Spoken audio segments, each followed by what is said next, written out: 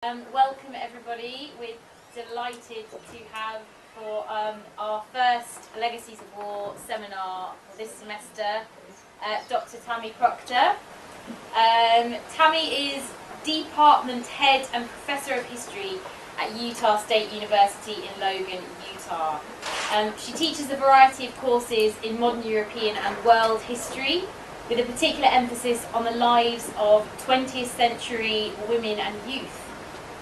And she's a native of Kansas City, Missouri, and she holds a bachelor's degrees in journalism and history from the University of Missouri, and also a PhD in history from Rutgers University. Dr. Proctor's best-known books include Female Intelligence, Women and Espionage in the First World War from 2003, Scouting for Girls, A Century of Girl Guides and Girl Scouts from 2009, and also Civilians in a World at War 1914 to 1918 from 2010. She's presently finishing 3 projects: a textbook on the First World War, a co-edited volume entitled Gender and the Great War, a co-edited diary of an English governess in World War I Brussels, about which I think she's going to speak today in her paper entitled An English Governess in Occupied Brussels, 1916 to 1919, Resistance and Nationalism. And Dr. Proctor has asked me in my introduction to release a disclaimer about jet lag. She's arrived in the UK this morning and hasn't had time for much rest since, so just a double shot cappuccino before we got here. Away you go. Caffeine can do wonders, but Thank yeah. you very much indeed. Thanks. Yeah, I have only lived in Utah for a couple of years, and I'm still not used to the travel from the west of the U.S. to England. It used to be a lot easier when I lived in Ohio. I could get here without 24 hours of travel, and so it's, one of these days I'll figure this out. But thank you so much for having me. It's great to be able to come and speak in this venue while I'm here for the conference. I'm also going to Social History UK next week, so it's kind of a fun trip for me to get to be in multiple venues. So I'm going to actually change this slightly, and I'll explain that as I get into the talk a little bit. But let me just launch in. On November 15th, 1916, the feast day for King Albert I of Belgium, Mary Thorpe described her day in her clandestine war diary. And I'm going to quote here. Grand High Mass and Te Deum at St. Gudule at 11 a.m. At St. Jacques at 11:30. I went to the former. After the Te Deum, the organ struck up the Brabançon. This is the Belgian national anthem. The people joined in the chorus, Loi, la loi, la liberté, and hearty patriotic shouts of Vive Loi went up all over the church. It was grand, lots of exclamation points. I cheered for all I was worth, and if the town is fined for cheering the king, I think I must contribute 10 francs to pay for my share. It did me good to see and hear the enthusiasm. A few days later, in the same diary, Thorpe records the punishment that they received. A very bright red poster announcing that Brussels is punished for having cried Vive le Roi at the service on the 15th. All shops, places of amusement, etc. to be closed at Bosch 8, hours 7 o'clock, and no one to be in the streets after 7:30, except Bosch and neutrals. And this till further orders. As I don't often go out after dinner, I don't feel punished. To those who don't obey, 3 months imprisonment or 10,000 marks fine. Wouldn't they love to catch a few thousand marks? I hope all the naughty children will be docile and ever do it again at the very next opportunity. So these brief entries provide just a context for my talk today on Mary Thorpe, an English governess living and working in occupied Brussels during the German occupation of World War I. I'm going to come back to the quotations later, so we'll pick them apart a little more. But I wanted to give you a sense of her voice to start, because I think one of the things that's been really fun for me, I've never done this kind of edited diary before, is really feeling like you get to know her from the tone that she takes in this diary. Also, as I'll explain, my co-editor, Sophie de Scapdriver, and I have been discovering Mary throughout this because the diary was anonymous when we first found it, and so it's been a discovery process on many levels, I guess. Thorpe gained her position in Brussels, where she was educating 3 boys who were the children of Paul and Catherine Wittek. She got the job in 1910, so she was pretty well ensconced in the household when war broke out in 1914. As an English-born woman, technically Thorpe was an enemy alien, and as such had to register with German authorities and report to them in order to remain in Brussels. At no point in the diary does Thorpe ever consider leaving her position. It was well paid, which I'll talk about again in a minute. And in fact, she lives the rest of her life in Brussels. She never returns to England. So the diary is fascinating on a number of levels. As an occupation diary showing the daily indignities of living under enemy control. As a commentary on the unfolding events of the war, she reads every newspaper she can get her hands on, legal or illegal, and she comments on it. As a glimpse into the lives of elite Belgians and neutral diplomats in wartime Belgium, she's living in a household that is among the wealthiest in Brussels, and so she is attending more or less state dinners during the occupation. And it's also a very personal story. She records a lot about her friends and her family and her life. So there's a lot to draw from. Today, as I said, I'm going to move away a little bit from the title. I'm going to focus more on nationalism and nationality than on resistance.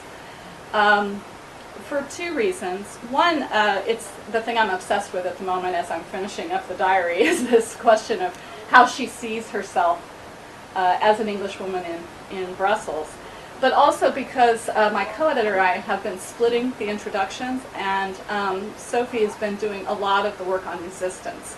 And so I'll speak a little bit about resistance, but I've been working on the bio sketch and the question of Englishness, I guess, in Brussels.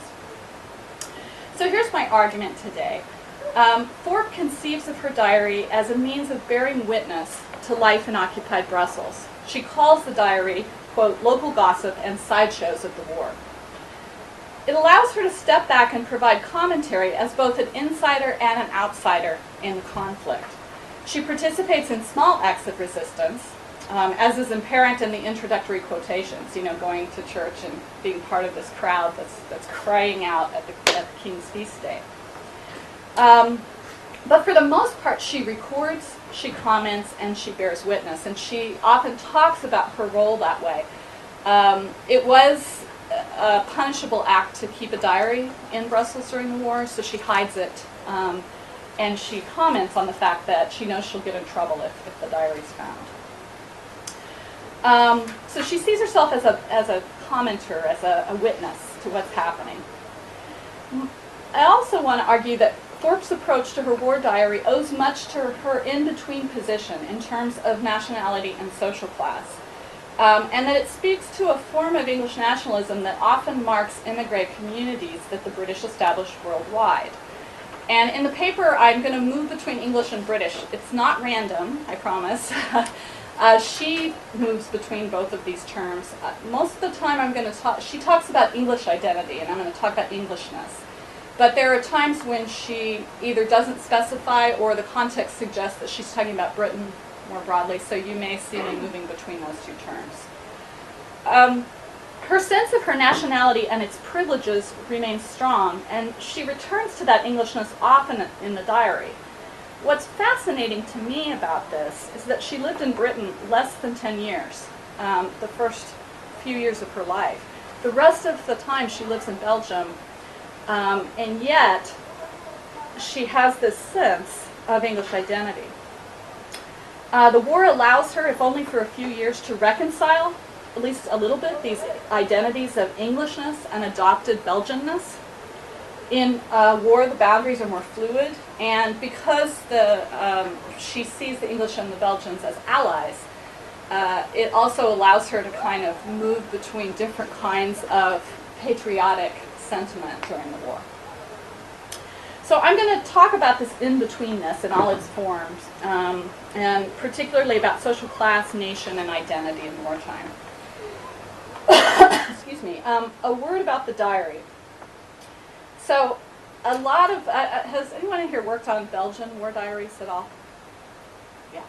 So a lot of them stop in 1916. They start at the beginning of the war and they go to 1916, they stop. Mary Thorpe begins her diary in September of 1916. So it's very unusual in that it records a part of the war that is less well documented by individuals. The diary is daily up until the armistice, and then it's a little bit more sporadic until it ends completely, almost in mid-sentence, in January of 1919. So it really does document the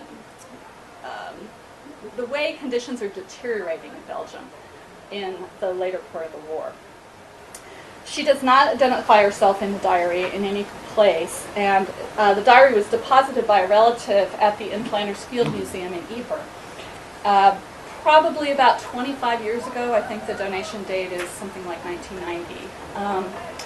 And Sophie, the scout driver, and I had both used the diary and were really excited about it and wanted to see it published. So she went and looked in Brussels city directories and found Mary Thorpe's name. And once we had her name, then we could go from there. And so we've been really piecing together the diary and her life. The diary is going to appear later this year from Oxford, hopefully, if we get the manuscript in. And it's really quite delightful, I think. I don't know if anybody has seen it at the Inflanners Field Museum or not. So who was Mary Thorpe? She was born into a middle-class family in London, January 1st, 1864. Her father ran a cab business in Paddington and the Marylebone Road, basically. And so her childhood was spent in North London, but the family left England and relocated to Belgium in February of 1873. First to Ostend and then very quickly to Bruges. And this is something that I've been discovering is something that there's not been as much research as I'd like on. There was a quite substantial English colony in Bruges in the 19th century. This colony had shops, churches, community organizations, schools. In 1869, the population register suggests there were about 1,200 permanent British residents living in Bruges, as well as many that were coming back and forth. This is kind of the high point of the community. So, although Mary did spend some time with her aunt and uncle in London, she also traveled briefly to the United States. She resided in Bruges and in Brussels really for most of her life. And she dies December 2nd, 1945, which means she witnessed 2 German occupations of Belgium. Unfortunately, there's not a second diary that we know of. It'd be great if we could find one of it. So like many other well-educated middle-class young women, Mary Thorpe turned to teaching in wealthy homes as a way of making ends meet. It's hard to pinpoint exactly what sent her into service, but I suspect it's a combination of factors. One, her younger sister died in childbirth in 1887, leaving 2 small children whom her family, her mother, starts to take care of, and I suspect that she was contributing somewhat to that care. The other thing that happens is her father dies. And for many young women who go into service as governesses, the death of a parent brings sort of immediate poverty and the need, to find work. So we don't know exactly, but those are things that happen within months of when she goes into work for her first job as governess. This is around 1887. Thorpe was either luckier or better connected than some young women pursuing this occupation, or maybe she was just really good at it, I don't know. But she only worked for well-to-do families in Belgium. She had a series of very excellent positions.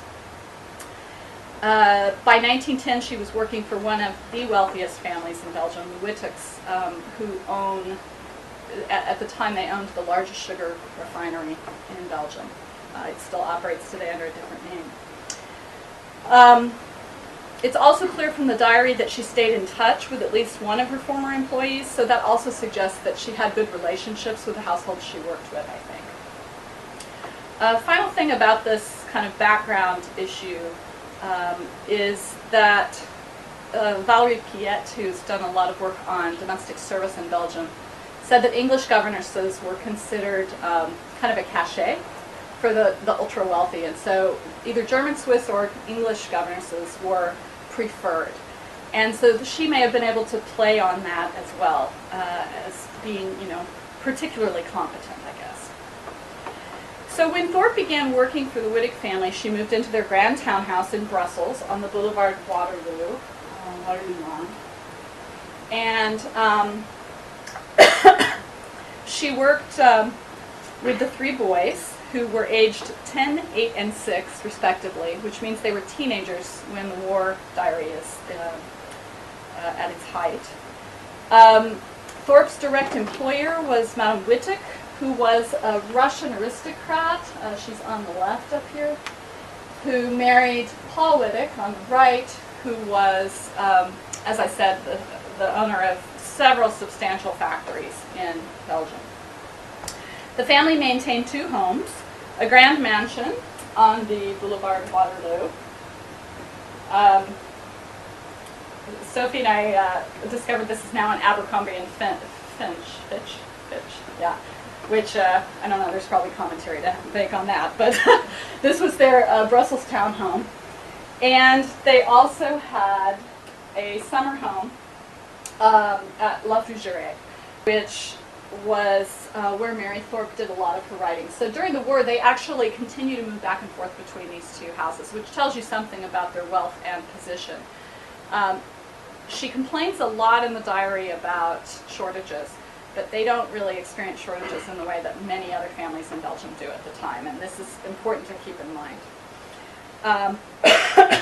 She does get a little irritated when they have to billet soldiers and things like that at La Fougère.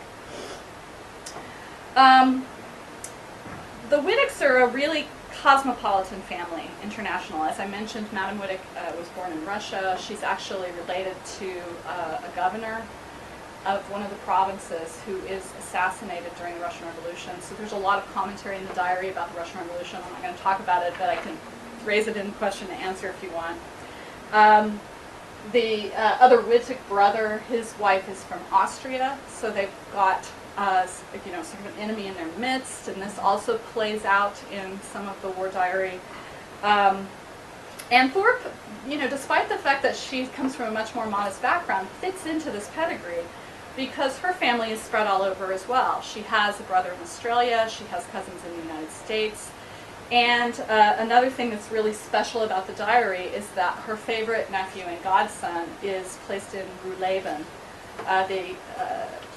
still the civilian internment camp in Berlin, in 1915. And so she also is corresponding with him, writing a lot about Ruhleben, and I'm going to talk about that today.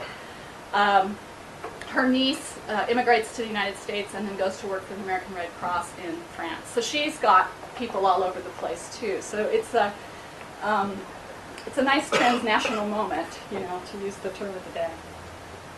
So it's not a surprise, I think, that Thorpe moved between the world of formal dinners and the downstairs world of sick children, the school books. She dines with the Wittigs, she participates in their entertainment, she records multiple conversations with Belgian elites as well as diplomats from the United States, Sweden, Spain, and the Netherlands. She's particularly fond of Vila Lobar, who was the Spanish minister. And so she talks about him a lot. She also volunteered alongside many other genteel women in a charitable organization in Brussels for the poor. So she's working alongside other Belgian women in this organization. But she's also working for a living. She's also having classes with her students when she can. She's taking care of the kids when they're sick. She chronicles the changing prices of ordinary goods, and at several points she describes the experience of waiting in queues and trying to get boot leather, or she gets particularly obsessed with finding tennis balls for the boys at one point. So there's a lot of this sort of nitty-gritty shopping experience also. When the boys need things, she's the one who's sent out to get them. So her position straddles this world of rich and poor, of leisured and working, and it provides part of the richness, I think, of the diary's contribution. But her position between worlds also makes her extremely vulnerable. She could have been deported at any moment as an enemy alien. She has to report monthly to the German registration. She gets called in and questioned at least once in a somewhat hostile manner. But also she has to toe the line at her place of employment because she's a servant, she's a governess. She does not suggest that she has a bad relationship with Madame Wittig. She does criticize her sometimes, but she must have been conscious of her need to stay on good terms with the family, right? Because if she loses her position, she's done. And she talks a little bit about what it's like to be a target, and this is where the identity issue I find really fascinating. She doesn't really identify herself as a servant in the household. Instead, she always calls herself a teacher. She doesn't list as gouvernante on the population register. She uses institutrice, which is sort of like a wage teacher, like a private teacher. And this is important to her because it separates her somewhat from the other servants in the household, the maids and the footmen and the chauffeur. And in fact, she even goes so far in the diary to note that during the war, they live in fear of the servants. She calls them our servants because of their ability to report to Germans on the activities of the families they work for. And this is a quote from the diary. "Everyone in Belgium lives in perpetual terror of the servants and dares not dismiss them, for fear of being, with or without reason, denounced to the Germans as having laid themselves open to their fines and penalties, either for hiding things requisitioned, receiving letters, etc., etc. Anonymous letters often make things discovered," this is the word she uses, "but sometimes only a hoax, and it means nothing but revenge." It's clear from these comments that Thorpe makes,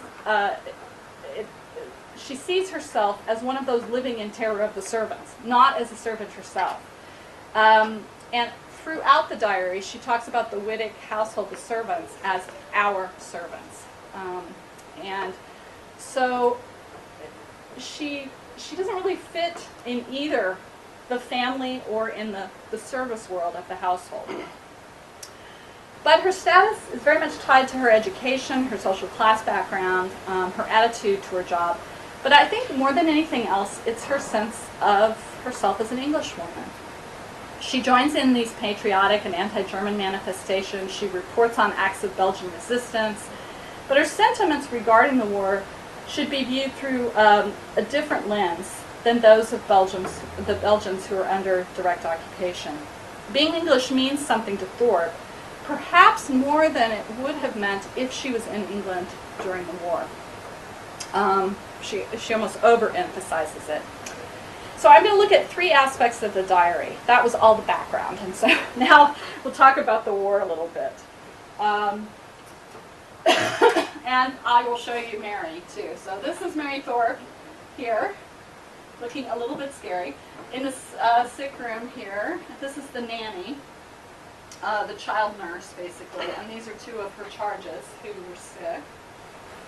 And I like the juxtaposition of these two photos because it shows the two kinds of status, or the two roles she played in the household. This is a formal portrait that she posed for with three boys. These were both in the same year. This one's clearly at a studio. If you didn't know any better, you would think she was the lady of the house, I think, when you see this.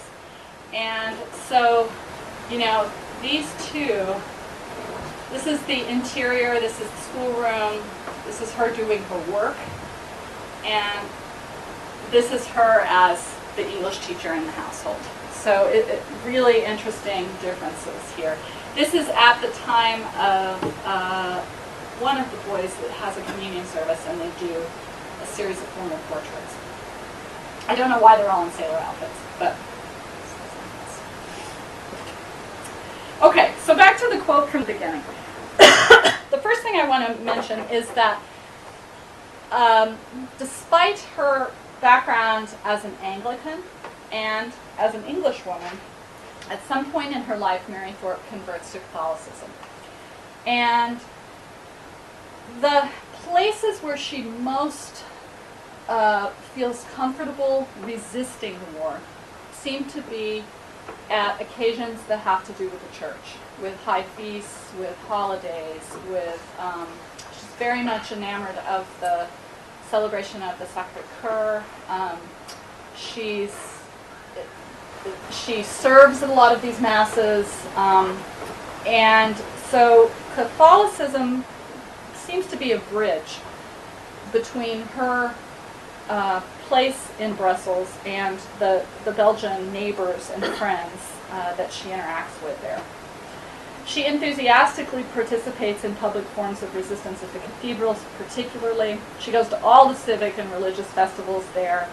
She takes delight in singing the forbidden songs, mostly the Brabançon, but they also sing the Marseillaise sometimes. And she's particularly enamored of Cardinal Mercier, who was the spiritual leader of Belgium during the war. She reads all of his books and pamphlets. And when she meets him, the Wittig family gives a lot of money to one of his charities. So he shows up at their house and she meets him. She's practically giddy in the diary when she meets him. So this is the place where she feels most comfortable resisting. Excuse me. The Roman Catholic calendar with its feasts and special events give her an outlet for anti-German sentiment, but it also provides comfort to her. And I mentioned she's particularly taken with the Sacred Heart, which is a popular devotion in Belgium and in Bruges in particular. And it was the 50th anniversary of a consecration in Belgium, and so she gets very involved in those services. She also uses her faith to comment particularly about the French and the fact that they're too secular, that they need to kind of come back to the fold. So she peppers her diary with these kind of comments and also calls to God for aid. Generally, almost every personal act of resistance that she talks about in the diary has to do with religion in some form. She talks about other people's resistance, people smuggling letters, people smuggling foods, people crossing the border, helping soldiers escape. But these are not activities she involves herself in. Really, the ones that she focuses on have to do with these religious networks. And this is a big part of Belgian sort of daily, quotidian resistance anyway. And I think that this passage here gives you a sense of that. But the second passage that I read right at the beginning also makes it clear that this kind of resistance offers not too much risk for her. She doesn't see much in the way of consequences. She doesn't fear for her safety. And these kinds of events, even the punishments, sort of raise her spirits. She talks about being excited afterwards. Her life as a governess precludes much evening socializing, so the curfews and other restrictions, they don't really touch her. And she's almost mocking in her description here of the punishments. And even when the Brabançon and other patriotic manifestations are expressly prohibited in January of 1917, she continues to be part of them. She goes to services, funerals, fetes, anything associated with the church. So I think that the church maybe is the one place where she fits into the crowds and into this resistance spirit that she senses in Belgium. The second thing I want to talk about in terms of the diary passages has to do with her role as an enemy alien. As I mentioned, she has to register monthly with the German occupying authorities, and so she knows if she's in trouble. She has to go, physically to the registration office, and she often comes back and says, I'm fine. It worked out fine. All I had to do was sign the paper, and off I went. So she has a sense of where she stands as an enemy alien, which is interesting. Also, as a woman, she's less suspect and less likely to face internment than a male in her situation, unless she engages in active resistance to the German authorities. So by kind of limiting her resistance to these more public, crowd-focused activities, she protects herself a little bit. But also as an Englishwoman, she's really not subject to occupation in the same way that her Belgian employers, friends, and neighbors are. She actually has the opportunity to leave Belgium for Britain at several points in the war.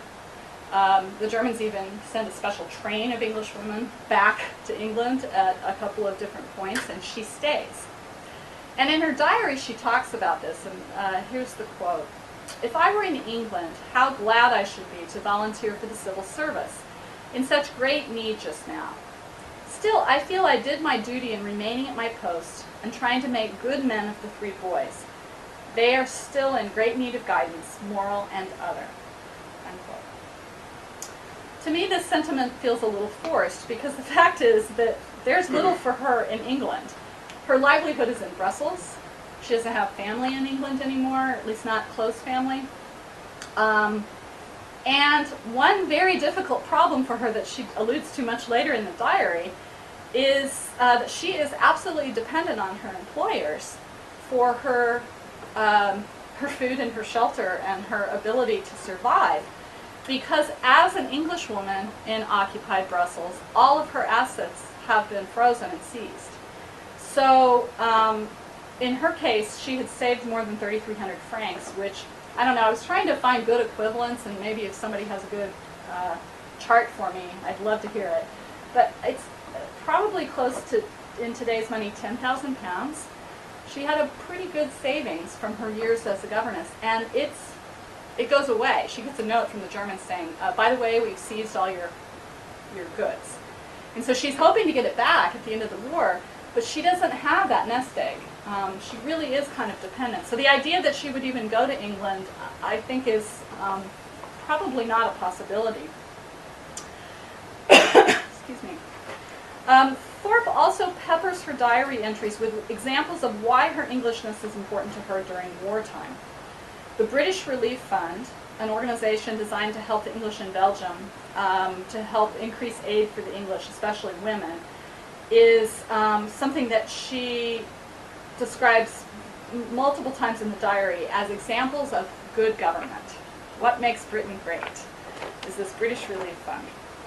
And she concerns herself with a lot of impoverished English people in Brussels. She writes letters for several of the particularly young widows who are stuck in Brussels for whatever reason, who don't have the resources that they need. She goes down to the neutral diplomatic offices to try to intercede. She writes to Britain to try to get the payments increased for the British Relief Fund. And she makes this kind of her mission during the war. And she never talks about getting relief herself from the fund. And I haven't found any record that she did get anything.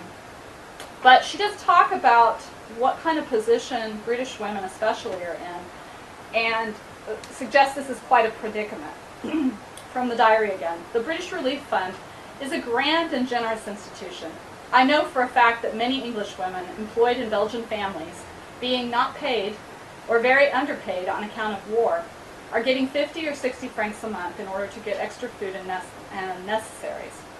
The food being very poor and scarce in many families of the upper classes. And this was true. A lot of the genteel families, particularly middle-class families, couldn't pay their servants during the war, or if so, it was very low. And if they had British servants, they weren't necessarily able to access the food aid programs in the same way Belgians were. She also talks a lot about the British generosity toward prisoners of war, so she's very interested in British charitable causes. She has a lot of Belgian friends, but she spends a good deal of time with other British expatriates in Belgium. And in one telling series of vignettes in the diary, this may be one of my favorite places in the diary, Thorpe begins hoarding sugar. So remember, she works for sugar magnates. So they smuggle sugar in to Brussels from their factories. So she has access to sugar through much of the war, where a lot of people don't. But the best part is that they have tea. And so she starts straining off the end of the teapots when they have tea at the Wittig household into bottles that she can save for English women who were desperate for their tea fix. Which made me laugh several times, I have to say, as I was reading this. She laments that the English don't have access to the food aid that the Belgians had, and she talks about this as her own private tea charity. This is the quote, a quote from the diary. Saw a poor Englishwoman today who can't, underline 3 times, do without her tea. She pays 3 francs 75 for 100 grams, so 37 francs 50 the kilo, but only 100 grams at a time. Another English family who can't, underline 3 times, exclamation points twice, go to the alimentation, pays the same for francs worth of tea at a time, and 9 francs the kilo for sugar, when they can get any smuggled from shops. My bottles of tea strained off when we have taken ours have great success. It means better quality and great saving to those poor women. So she drains the tea into bottles, and then she delivers it around Brussels to other English people that she knows are in need. She provides other wartime relief and charity to other people in Belgium, but she feels a special responsibility to the English. And I think the best example of this is her campaign to provide an English presence at funerals for British soldiers who died in the hospital that's near her home. So British soldiers who were captured in the vicinity of Brussels or the front lines near Brussels. Some of them end up in the hospital in Ixelles, which is basically a Brussels suburb. So beginning in May of 1918, Thorpe tries to attend the burials of English soldiers and to visit soldiers in the hospital when she can get notice of the events and if she can get permission to do so. She envisions her role as that of surrogate for those in England who cannot attend the funerals or the gravesite. She feels a real responsibility to do this. She also tries to visit English prisoners of war who are being held in various little locations throughout Belgium. She has trouble doing that, but she tries. And this is a gravesite for Harry Rawson. This is one of the soldiers she visits. And she explains that she took flowers to the grave of Harry Rawson after his funeral, and here's the quote: "I lingered there and prayed for him and for them all, in the name of those who loved them at home, and made a nice cross of flowers on the tomb of the poor Inconnue, the unknown.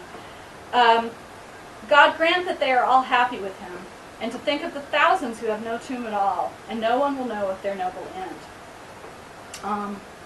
She goes to multiple funerals. She goes to the hospital.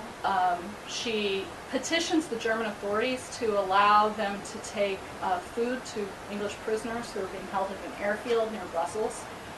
And she writes to some of these soldiers' families in England as well, and tells them about going to the grave and having more or less a service. And says, I was there. I was this English presence at this tomb. For me, what's interesting is that in many of these entries, England is still home for her. The reality of her life is in Brussels, but England is home, and she talks about that multiple times. And I think that part of the reason is that her English identity is reinforced by the war. There's a lot of news about England. She often talks about England saving the day in the war. Even when it's clear that England's probably not going to save the day in the war, she continues to think that every English victory is going to be the breakthrough, and she really fixates a lot on the English soldiers. I think the reminders of her English birth, such as the monthly registration, the protection and aid from the English government and from the neutral missions in Brussels, the Americans first, and then later the Dutch become the protectors of the British in Belgium. And the sequestration of her funds, the seizing of her funds, all serve to reinforce her Englishness in the midst of wartime Brussels. There's a kind of wistful pride and nostalgia for England that hints at a larger importance beyond the war of English nationality. This one little short story that highlights this. Izzy and I were standing in a very overcrowded tram. A gentleman got up to give us his seat, saying, "Madams, I'll try that again. Madams, I had heard immediately you were English. I should have offered you my seat immediately." I thanked him for his homage to my country. I know all the decent Belgians, and then in parentheses she says, those who do mind about their country not being Germanized, have a proper feeling for all that they owe to England. And you can tell that this is an important part of her. Okay, so just the last area I want to talk about briefly is Releben. And again, there's a lot of information on this, so I'm not going to go into a whole lot of detail. But this is the other area, I think, where her sense of English identity is reinforced by the war. This is her nephew, Dick Dodson, Richard Dodson, who was a printer and who ran a print shop in Releben during the war. He was a civilian internee. He is also interesting because he was born in Bruges, married a Belgian woman, lived in Antwerp, never visited England, as far as I can tell, until after he was in Releben. But he kept his identity as a British foreigner in Belgium. So he entered Releben in March of 1915 and remained there until he was part of a bilateral prisoner exchange. Late in the war, he went to Holland for a few months, and then he was released near the end of 1918. Thorpe spends a lot of her diary worrying about Dick. She sends him money, she sends him parcels, she writes letters, she bothers all the authorities she can think of to improve his conditions. He's really one of the most important people in her life, I think. He was her godson as well as her nephew. And she talks a lot about the British government's care of prisoners, and she takes a lot of pride in the fact that Dick reports to her that it's almost like a mini England in camp. Now, of course, he's never been to England, remember, but this is his vision of what a mini England in camp would look like. And she's thrilled whenever he writes and says the British government have sent things.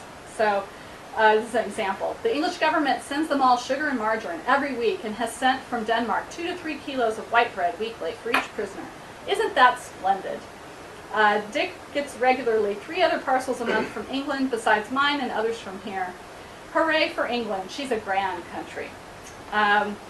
She loves the photographs. She loves the camp magazines. And these are actually all part of the collection in Flanders Field, too, the Releben camp magazines and photos that Dick sent her.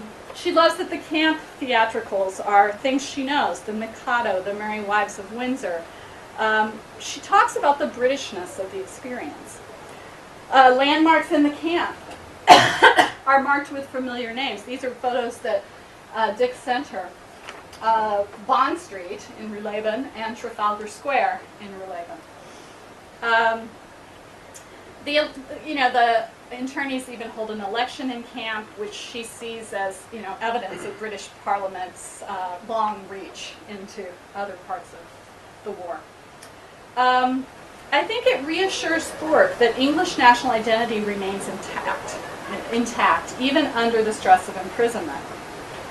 And as for Dick, Mary seems to think that this is making him more English. She notes in her diary the change that she sees.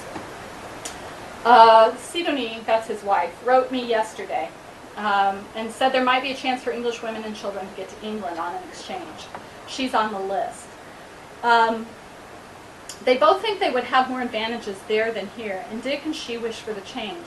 I like his patriotism. He appreciates all that is English.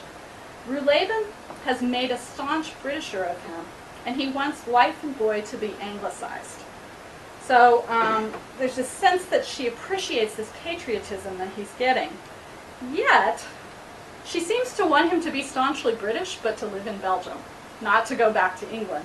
Because when he does go to London, just after the war, she's pretty disapproving. And in her diary she says, "Dick's in London. He's disappointed at not getting occupation and having no friends there.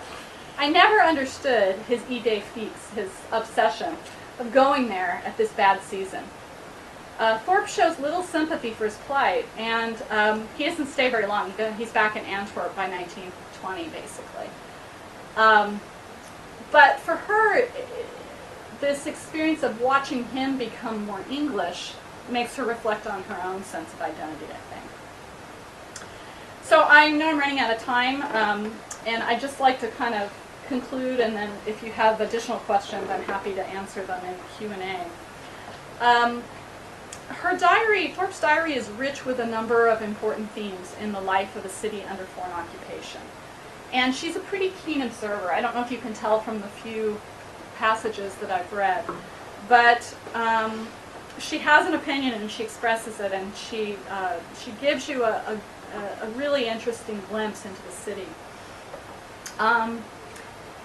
And I guess what I'm most interested in exploring further is Thorpe's sense of herself as an observer and as a marginal actor in the war, but also the way she clings to her English identity and expresses it when and where she can in order to show her patriotism in wartime. Home is England in her mind, but her reality is that Belgium constitutes, her domicile, where she lives. In terms of where this fits in the larger history of the war, which we'll be talking about at the conference, I know, in the next few days, I think it's a good entree into recent historiography about the transnational nature of war. I don't know of a lot of diaries like this of basically a foreigner, an English woman, commenting on life in an occupied city. There are other examples of English diaries in other parts of Europe, but particularly because she's a governess, it gives it a little bit different spin. Despite the fact that she has all these transnational connections through the Wittecks and through her family, and she has a lot of letter writing networks, and her commentary is very wide and crosses national borders, but her worldview is firmly framed in a 19th century Englishness that's recognizable in the community where she was raised, in Bruges. But it's also, for those of you who study this stuff, probably recognizable in the British colonial enclaves of Calcutta and Nairobi, and in the expatriate communities in such far-flung cities as Shanghai or Nagasaki or Buenos Aires. She might sympathize with the Belgians among whom she resides, but I think her outlook remains firmly English. So, questions?